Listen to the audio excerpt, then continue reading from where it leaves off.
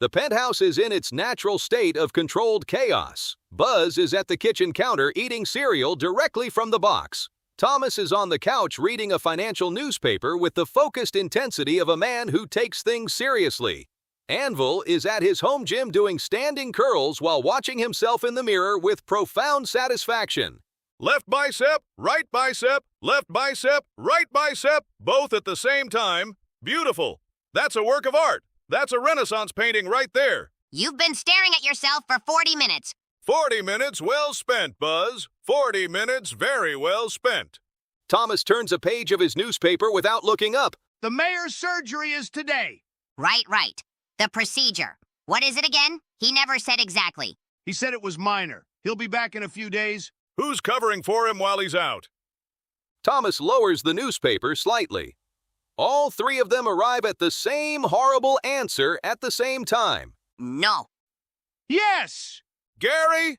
He drops the dumbbell. It hits the floor with a tremendous thud and bounces into the wall. Gary Busen is going to be acting mayor! The Gary Busen who cries at parking disputes! That Gary Busen is going to have power! It's only a few days, Anvil. A few days with Gary Busen having power over us is a few days too many, T-Rex. Gary has been waiting for this his entire career. Do you know what that man is going to do the second he gets that chain of office around his neck? His phone buzzes. He looks at it. His eye twitches. It's Gary. Already? Anvil reading the text with his teeth clenched. Good morning, gentlemen. As acting mayor of Night City, I am formally requesting your presence at City Hall at 9 a.m. sharp. Dress appropriately. Acting Mayor G. Busen. P.S. That means wear something nicer than what you usually wear, Anvil. A long silence. I'm going to need a moment. He picks the dumbbell back up and begins curling again with significantly more aggression than before. Gary Busen has wasted absolutely no time. The mayor's office has been completely rearranged. A new nameplate on the desk reads, Acting Mayor Gary Busen. There is a framed photo of Gary shaking his own hand. There is a small velvet rope across the doorway. There is a bowl of mints on the desk with a sign that says, Acting Mayor's Mints, not for guests. Gary himself sits behind the desk in a suit that is at least one size too large for him, with a posture that suggests he has been practicing sitting authoritatively in the mirror since approximately midnight. The boys file in. Anvil surveys the room and every new addition to it. His jaw tightens progressively as his eyes move from the nameplate to the photo to the rope to the mint sign. You're 4 minutes late, Says Gary, not looking up from his desk. The meeting was for 9. It's 9. Acting mayor standard time is 9 minutes early. That's new policy. I'll have it written up. Gary, what is acting mayor standard time? That's acting Mayor Busen to you. Anvil's left eye twitches. Buzz puts a gentle hand on Anvil's arm. Gary leans back, interlacing his fingers. Now then, I've been reviewing the city accounts, and I have reason to believe that someone has been siphoning funds from the city's personal spending account. How much are we talking? A considerable sum. Hundreds of dollars, potentially. Hundreds of dollars out of the city budget? Every dollar counts when it's taxpayer money, Anvil. Something I wouldn't expect you to understand, given that you live here for free. Anvil opens his mouth, closes it, opens it again. Don't! Buzz says quietly to Anvil, Fine. So what do you want from us? Gary stands clasping his hands behind, his back begins to pace. I need this investigated discreetly. The thief could be anyone. A city worker. Someone on the inside. We can't tip them off. Which is why I need the three of you to go undercover. Undercover as what exactly? Gary reaches under the desk and produces 3 folded bundles of clothing. He places them on the desk one by one with considerable ceremony. Laborers, city maintenance workers. You'll blend into the background, observe the comings and goings around the financial district, and report back to me with anything suspicious. The boys unfold the clothing. It is worn coveralls, old boots, and construction helmets. Anvil holds his up and stares at it. These have someone's name on them. I borrowed them from actual maintenance workers. Do the actual maintenance workers know that? Gary moves on briskly. You'll start immediately. And while you're in the area, completely as part of your cover, you understand, I'll need a few small errands run. What kind of errands? Gary produces a handwritten list. It is not small. My dry cleaning. It's at Prestige Cleaners on Wellington. Tell them it's for the acting mayor and they'll know which bag. Then while you're blending in, my driveway needs to be power washed. The machine is in my garage.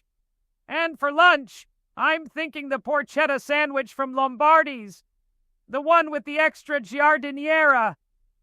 Don't let them skimp on the giardiniera. They always skimp on the giardiniera. A long silence. You want us to get your dry cleaning, wash your driveway, and pick up your lunch? As part of your cover, yes. Gary, that's not undercover work. That's just doing your chores. Gary stands very straight. It's acting Mayor Boosin. It is a legitimate investigative technique. And if you have a problem with it, you are welcome to take it up with the mayor when he gets back. In a few days. He lets that hang in the air. He is smiling now. It is not a pleasant smile. Now go put on your coveralls. Don't forget the helmets.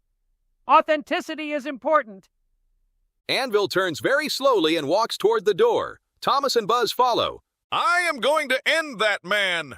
Not yet. The boys are in the coveralls. They look completely ridiculous, and they know it. Anvil's coveralls are approximately 6 inches too short in the leg and strain heroically across the shoulders. The helmet sits on top of his head like a thimble on a boulder. Buzz, by contrast, swims in his coveralls like a child wearing a parent's clothes. They are standing outside Prestige Cleaners holding a very long dry cleaning bag containing what appears to be 12 suits. 12 suits. He sent us to pick up 12 suits. Who needs 12 suits? To be fair, we are blending in beautifully.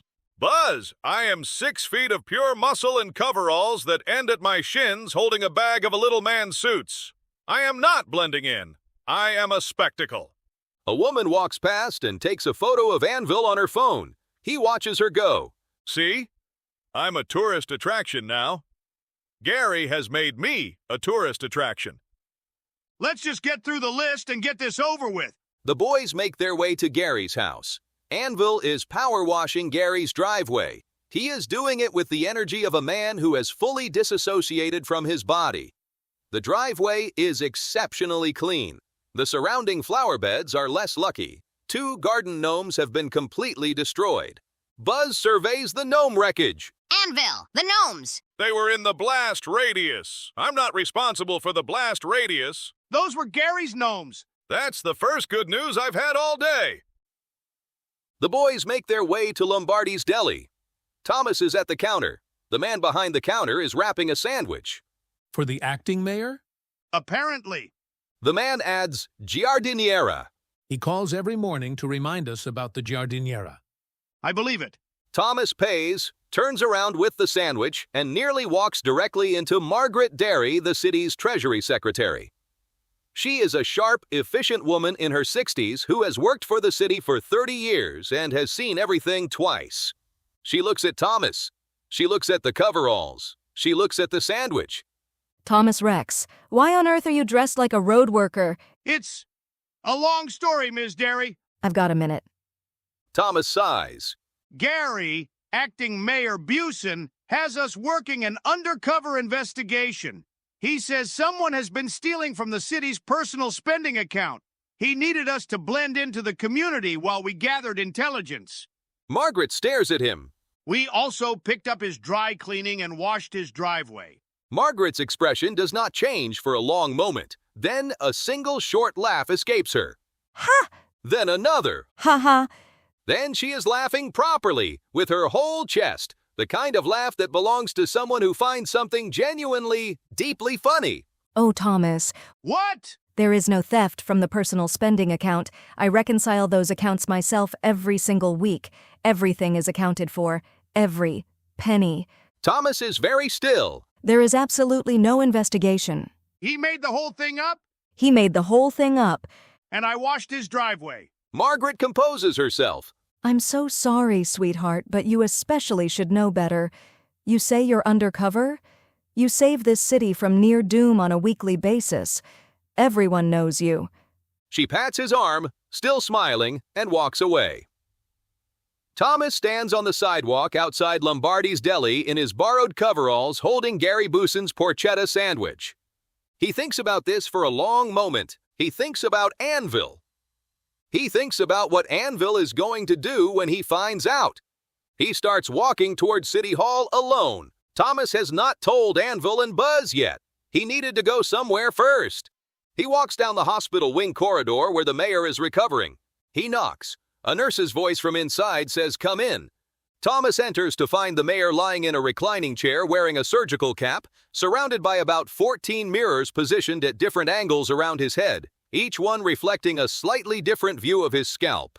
The mayor is examining himself in each mirror in turn with the focused intensity of a jeweler assessing a diamond.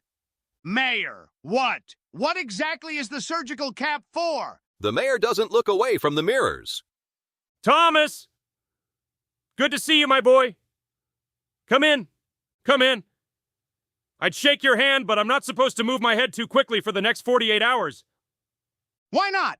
The follicles. They need time to settle. The doctor was very specific. No sudden movements, no stress, no loud noises.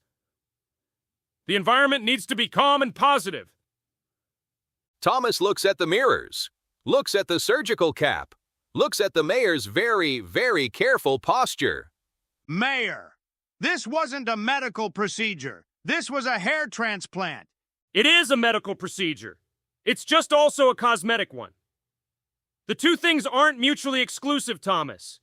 You told us it was minor surgery. It was minor. I was in and out in 4 hours. The recovery is the complicated part. Gary is acting mayor right now because of a hair transplant. How is Gary getting on? Gary has us in construction coveralls picking up his dry cleaning as part of a fake investigation he invented to get us to do his errands. The mayor winces. Then he adjusts one of his mirrors and inspects his hairline. The thing is, Thomas, I really can't have any stress right now.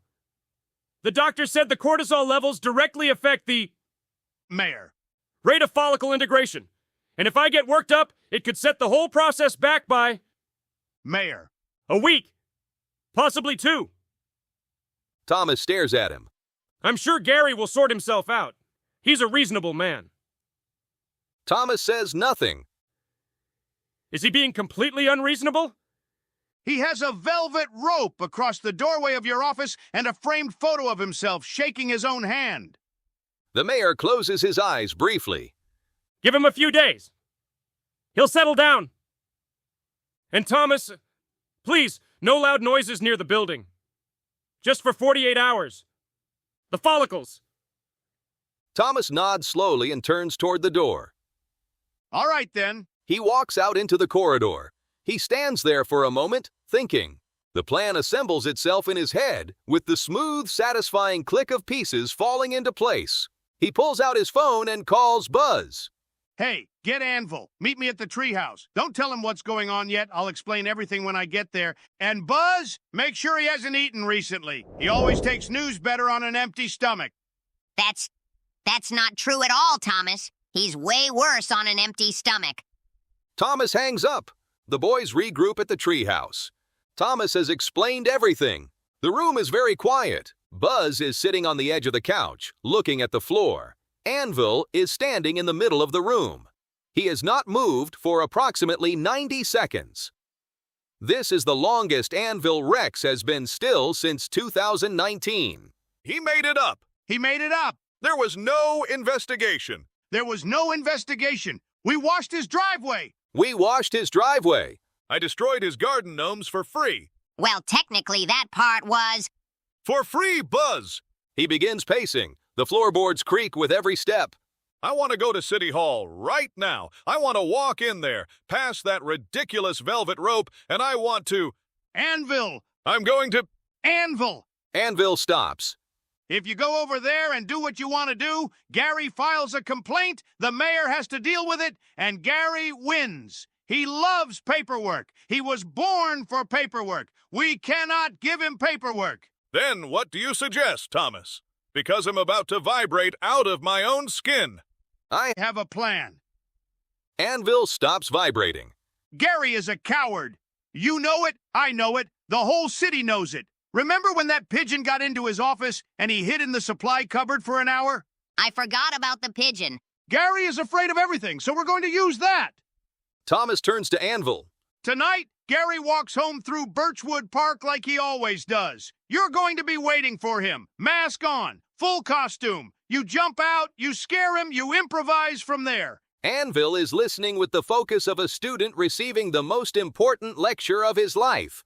Buzz will be in the bushes filming the whole thing. We put it on YouTube. The entire city watches Gary Boosin get scared out of his mind by a guy in a mask. He looks like a fool, and he knows that we did it, and he knows why. And there is nothing, not one thing, he can put in a formal complaint that doesn't make him look worse. Thomas, Yeah, that is the greatest plan I have ever heard in my life. I know. Can I improvise? Within reason. What counts as reason? Don't break anything that can't heal on its own. Anvil nods, deeply serious, the way a surgeon nods before entering the operating room. I'm going to need to find a good spot in the bushes. Do we know what kind of bushes they are? I'm allergic to boxwood. They're juniper. Perfect. The park is quiet. Lamp posts cast long orange shadows across the path. Somewhere in the juniper bushes to the left of the main walkway, a small shape shifts, steadies, and raises a phone in landscape orientation.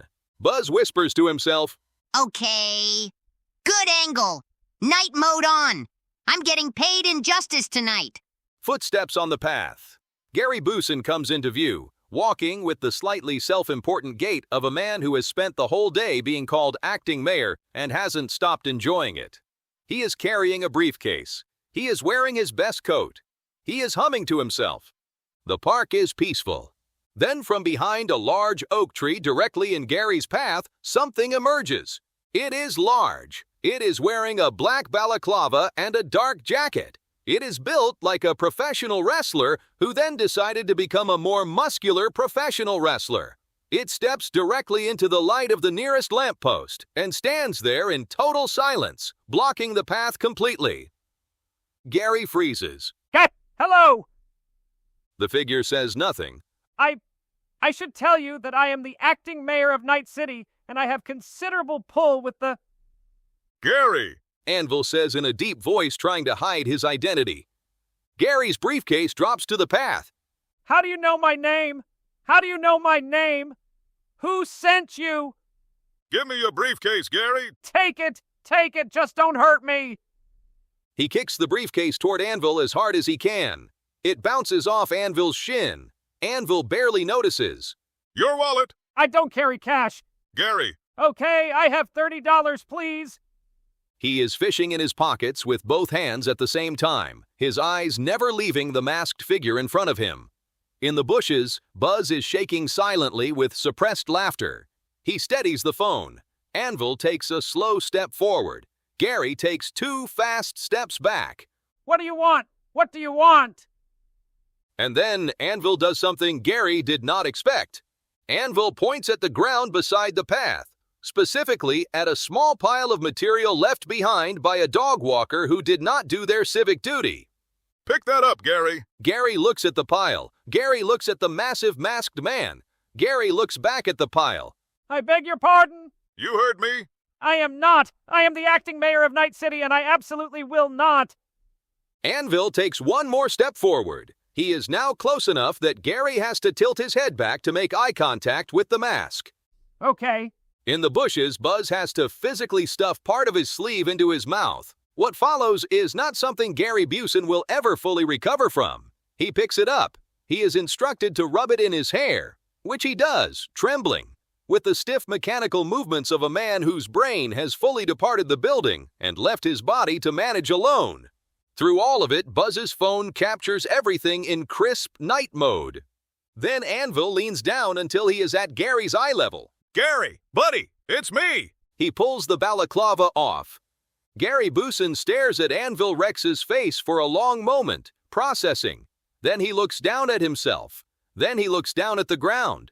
Then he realizes several things at once. And of all those things, the most pressing and immediately apparent is that in the last 3 minutes, through some combination of pure mortal terror, his body has made a decision that his brain had no part in. Gary looks down. Gary closes his eyes. Barely a whisper. Oh no! Buzz stands up from the bushes, phone still raised, absolutely crying with laughter. Ha ha! Gary! Gary! Gary opens his eyes. Is that Buzz? Is Buzz in the bushes? He's been there the whole time. Ha ha! Every second of it, Gary. Every single second. Gary looks between the two of them. The reality of the situation is landing fully. You filmed this! Oh, it's already uploading! Ha ha ha! The next morning in Gary's office, the velvet rope is still there. The nameplate is still there. The mint sign is still there. But Gary is sitting behind the desk looking like a man who has not slept and has been reading the same YouTube comments page for approximately 6 hours. His phone buzzes. He does not pick it up. It buzzes again. He turns it face down. The boys walk in past the velvet rope without acknowledging it. Gary doesn't look up. Get out of my office! We just wanted to see how you were doing, Gary. The video has 900,000 views. 950, actually. It went up while we were in the elevator. Gary's left hand grips the edge of the desk. I know it was you. Of course it was us. I'm going to have you removed from this program. I'm going to have the treehouse repossessed. I'm going to... Gary, Gary stops. there was no theft from the personal spending account. Margaret Chen confirmed it herself. You made it up so you could send us to do your chores. Gary says nothing, which, Gary being Gary, is as good as an admission. We washed your driveway, Gary. We picked up your dry cleaning. We got your sandwich. And you destroyed your own garden gnomes. I destroyed the gnomes. That part is on me, and I stand by it. The point is, Gary, that we are not your personal assistants. And whatever little power trip you're on right now ends the second the mayor gets back. Thomas and Anvil head for the door. Enjoy your mints. The boys file out. As they pass the velvet rope, Anvil unhooks it from its stand, holds it up, looks at it for a moment, and then drops it on the floor on his way out. They close the door behind them. The boys walk down the corridor. Thomas has his hands in his pockets. Buzz is grinning. Anvil is doing a quiet celebratory bounce with every other step that he would absolutely deny if anyone mentioned it. 954,000 now. It's moving fast. The driveway part is my favorite bit. I thought the wallet part was better. The wallet was good, but the driveway had more character. You both understand that he's still acting mayor for 2 more days? Is he, though? Genuinely? Probably not, no. They push through the exit doors and out into the sunlight, laughing as they go. The sound carries back down the corridor, through the walls of City Hall, and faintly, very faintly, into the temporary office where Gary Busen is still sitting behind his desk. The laughing fades. Gary is very still. He looks at the nameplate, Acting Mayor Gary Busen. He looks at the fallen velvet rope. He looks at his phone, still face down, still buzzing with notifications from a video that 954,000 people have now watched. 954,301. 2. 3. Something changes in Gary's face. The embarrassment drains away. The flustered, sputtering indignation drains away. What is left underneath is something quieter and harder and not remotely pleasant. He straightens his tie.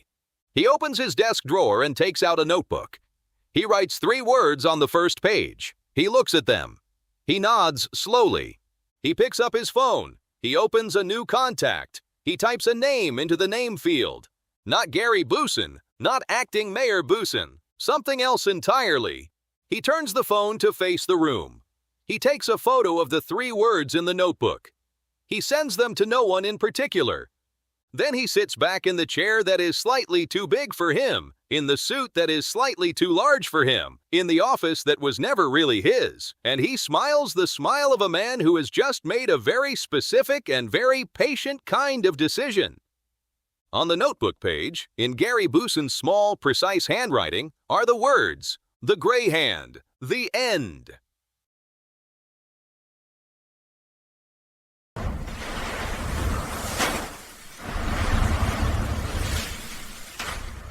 How did you like the episode? Subscribe to get notified for next week's story.